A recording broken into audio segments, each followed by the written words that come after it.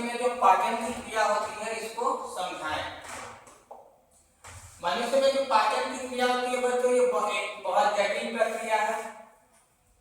भोजन के पाचन के लिए जो है भोजन को पूरे आहार नाल से होकर के गुजरना पड़ता है। आहार नाल में बहुत सारे अंग शामिल होते हैं। आहार नाल का बहुत अलग अलग स्तर होता है, ठीक है। तो देखिए लिखा हुआ है कि मनुष्यों में भोजन को पाचन के लिए आहार नाल से होकर के गुजरना पड़ता है। कहां से गुजरना पड़ता है? आहार नाल से होकर के गुजरना पड़ता है। आहार नाल के विभिन्न स्तरों पर, आहार नाल के विभिन्न स्तरों पर आहार नाल जो है वह मुख गुहा से प्रारंभ होता है। आहार नाल की शुरुआत कहां से होती है? मुख गुहा से शुरुआत होती है और यह कहां खत्म होता है? बड़ी आंत तक फैला होता है। तो जो मुख गुहा से प्रारंभ होकर बड़ी आंत तक फैली होती है, आहार नाल के विभिन्न स्तरों पर भोजन के विभिन्न अवयवों का पाचन होता है और बचा हुआ जो भाग है वह शरीर के बाहर मल के रूप में त्याग दिया जाता है। तो आहार, जैसा कि मैंने बताया कि आहार नाल के अलग अलग स्तर होते हैं और अलग अलग स्तरों में जो है भोजन के अलग अलग अवयवों का पाचन होता है और फिर जो भोजन बच जाता है उसे मल के रूप में हम शरीर से बाहर निकाल देते हैं। तो जो सबसे पहला स्तर है वह है मुख गुहा, जिसे हम मुख कहते हैं। तो मुख गुहा में क्या होता है भोजन के साथ? तो जो दांत तथा जीभ की मदद से भोजन को पीसकर महीन किया जाता है, ठीक है। सबसे पहले हम क्या करते हैं, जब भी भोजन मुंह में जाता है तो सबसे पहले भोजन को हम लोग चबाते हैं। तो चबाने के क्रम में क्या होता है कि जीभ और दांत ये दोनों भोजन को पीस करके महीन कर देते हैं। इसके बाद जो हमारा मुंह होता है वह लाल ग्रंथि से जुड़ा हुआ होता है। जब हम भोजन को चबा रहे होते हैं तो लाल ग्रंथि से लाल निकलता है और भोजन में शामिल हो जाता है। तो लाल भोजन को क्या करता है? मुलायम बनाता है तथा लाल में ही एक एंजाइम मौजूद होता है जिसे हम कौन सा एंजाइम कहते हैं? टायरिन एंजाइम कहते हैं। तो बच्चों इस प्रश्न में जितने भी एंजाइम और उनसे जुड़े हुए जो ग्रंथि हैं उनको याद करना बहुत इंपॉर्टेंट है, ठीक है। जैसे कि लाल ग्रंथि मुंह से जुड़ा हुआ होता है, ठीक है। और लाल ग्रंथि से सबसे पहले लाल ग्रंथि से कौन सा एंजाइम निकलता है? तो लाल ग्रंथि से टायरिन एंजाइम। और यह एंजाइम जो है क्या कार्य करता है? तो टायरिन जो एंजाइम होता है यह स्टार्च को किसमें बदल देता है? स्टार्च को माल्टोज में बदल देता है। तो यह याद करना आवश्यक है कि लाल ग्रंथि में टायरिन एंजाइम लाल में टायरिन एंजाइम पाया जाता है जो स्टार्च को किसमें बदल देता है? माल्टोज में बदल देता है। इसके बाद जो है भोजन कहाँ पहुंचता है?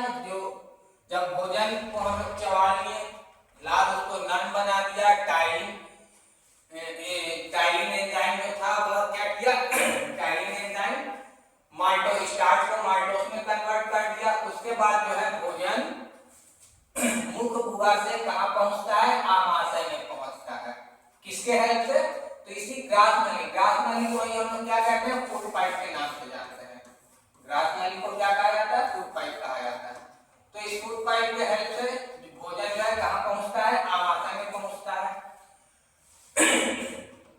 आमाशय सबसे पहले जठर ग्रंथि से जुड़ा हुआ है, ठीक है। जठर ग्रंथि से क्या निकलता है? जठर ग्रंथि से जठर रस का स्राव होता है। ये जो जठर रस है यह 3 चीजों से मिलकर के बनता है। कौन कौन? HCl, पेप्सिन और रेनिन। इन 3 चीजों से मिलकर के क्या बनता है? जठर रस मिलता है। और यह जठर रस कहां से निकलता है? तो जठर रस जठर ग्रंथि से निकलता है। और जठर ग्रंथि कहां जुड़ा हुआ होता है? जठर ग्रंथि जो है आमाशय से जुड़ा हुआ होता है। तो जो HCl होता है वह क्या काम करता है कि जितने भी एंजाइम होते हैं आमाशय में और उनका जो कार्य होता है, ये HCl उन एंजाइम के कार्यों को तीव्रता प्रदान करता है। मतलब उन एंजाइम्स को प्रेरित करता है कि जल्दी जल्दी वो कार्य करें। और एक और काम है HCl का कि HCl जो है भोजन के साथ आने वाले बैक्टीरिया को नष्ट कर देता है। जब हम भोजन करते हैं तो उस क्रम में बहुत सारे बैक्टीरिया जो है हमारे पेट में पहुंचते सभी बैक्टीरिया को जो है ये NaCl क्या कर देता है, नष्ट कर देता है। ठीक है, इसके बाद जो पेप्सिन है, पेप्सिन क्या कार्य करता है, तो पेप्सिन जो है, पेप्सिन प्रोटीन को तोड़कर पेप्टोन में बदल देता है। पेप्सिन क्या करता है, प्रोटीन को तोड़ करके किसमें बदलता है, पेप्टोन में बदल देता है। और जो रेनिन होता है उसका कार्य क्या होता है, तो रेनिन दूध को फाड़ने का कार्य करता है।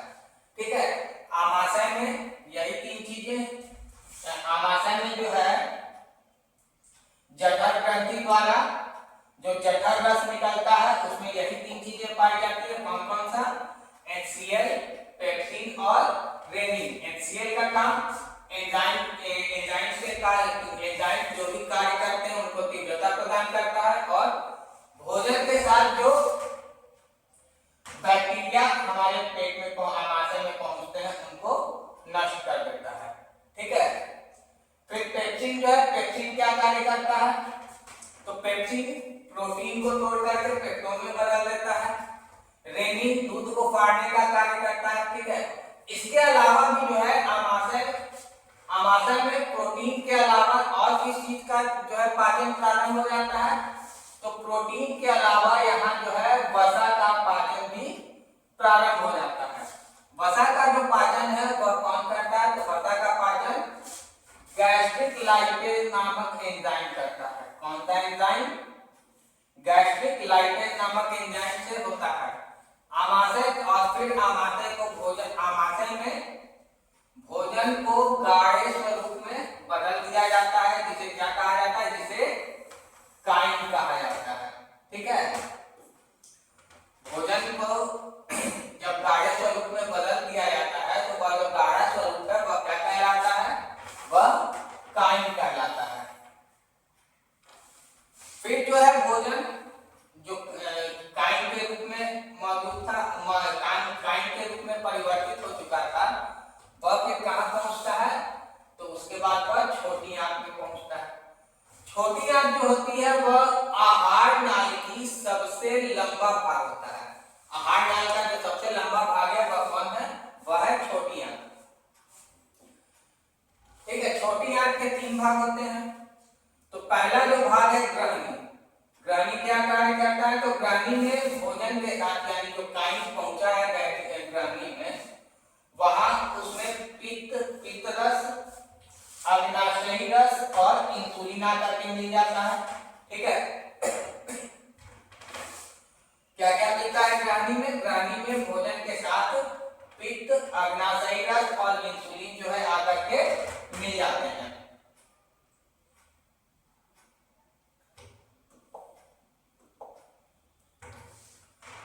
तो जो अग्नाशयी रस है, अग्नाशयी रस में एमाइलेज एंजाइम उपस्थित होता है, लाइपेज एंजाइम उपस्थित होता है और ट्रिप्सिन एंजाइम उपस्थित होता है। कहाँ, अग्नाशयी रस जो होता है, अग्नाशयी रस में एमाइलेज, लाइपेज और ट्रिप्सिन एंजाइम उपस्थित होते हैं। जो एमाइलेज एंजाइम है वह क्या कार्य करता है, तो जब हम भोजन को चबाने से लाल ग्रंथि में जब स्टार्च माल्टोज में कन्वर्ट हुआ था, तो वहां से जो बचा हुआ स्टार्च पहुंच जाता है पेट में हमारे, तो वो एमाइलेज एंजाइम फिर उस स्टार्च को फिर से किसमें कन्वर्ट करता है, माल्टोज में कन्वर्ट कर देता है। ठीक है, फिर लाइपेज एंजाइम, लाइपेज एंजाइम का काम होता है जो वसा होता है, वसा को अम्ल और ग्लिसरॉल में बदलना। तो जो लाइपेज एंजाइम है वो क्या कार्य करता है, वसा को अम्ल और ग्लिसरॉल में बदल देता है। ठीक है, फिर जो ट्रिप्सिन एंजाइम है, ट्रिप्सिन एंजाइम का काम होता है जो प्रोटीन होता है भोजन में, प्रोटीन को वो किसमें बदलता है, अमीनो अम्ल में बदल देता है। प्रोटीन को अमीनो अम्ल में बदलने का काम किसका होता है, ट्रिप्सिन का होता है। तो ये जो तीन एंजाइम थे कौन कौन से, एमाइलेज एंजाइम, लाइपेज एंजाइम और ट्रिप्सिन एंजाइम, ये तीनों कहां पाए जाते हैं, ये तीनों अग्नाशयी रस में होते हैं। ठीक है, फिर जो इलियम है, इलियम का जो आंतरिक दीवार होता है, जो भीतरी दीवार होता है, उसमें विलायक पाया जाता है। ठीक है, इलियम का जो भीतरी दीवार है उसमें क्या पाया जाता है, विलायक पाया जाता है। और यह विलायक जो है छोटी आंत में जो भी भोजन पच जाता है उसका उसके अवयवों का अवशोषण कर लेता है। जैसे यहाँ बहुत सारे, जैसे यहाँ माल्टोस, स्टार्च को जो माल्टोस में बदला गया था, ठीक है, वसा को अम्ल या ग्लिसरॉल में बदला गया था, प्रोटीन को अमीनो अम्ल में बदला गया था। तो इन सभी चीजों का अवशोषण जो है किसके द्वारा होता है? पिलाई के द्वारा होता है। जब पिलाई कहाँ पाया जाता है? तो पिलाई इलियम के आंतरिक दीवारों में पाया जाता है। फिर इसके बाद जो भोजन बच जाता है वह कहाँ पहुंचता है? वह जो है फिर बड़ी आंत में भोजन पहुंचता है। तो जो अपचा भोजन है वह इलियम से बड़ी आंत में पहुंचता है। और बड़ी आंत में क्या कार्य होता है? तो बड़ी आंत में जो भोजन में जो जल बचा रहता है उसका अवशोषण कर लिया जाता है, ठीक है। और जल के अवशोषण के बाद जो अपचा भोजन बचा होता है, फिर उस वह अपचा भोजन जो है अस्थायी रूप से रेक्टम में संचित हो जाता है और समय समय पर मल द्वार के द्वारा शरीर से बाहर निकाला जाता है, ठीक है। तो यह जो पूरी प्रक्रिया है यह भोजन के पाचन में सम्मिलित है। तो इस प्रश्न में जैसा कि मैंने पहले बताया कि कौन से अंग में, ठीक है, कौन सा अंग किस ग्रंथि से जुड़ा होता है, वह ग्रंथि किस एंजाइम का स्राव करती है और वह एंजाइम जो है किन भोजन के किन किन अवयवों के पाचन के लिए जिम्मेदार होता है, यह याद करना आपके लिए बहुत आवश्यक है। और यह जो प्रश्न है यह अक्सर बिहार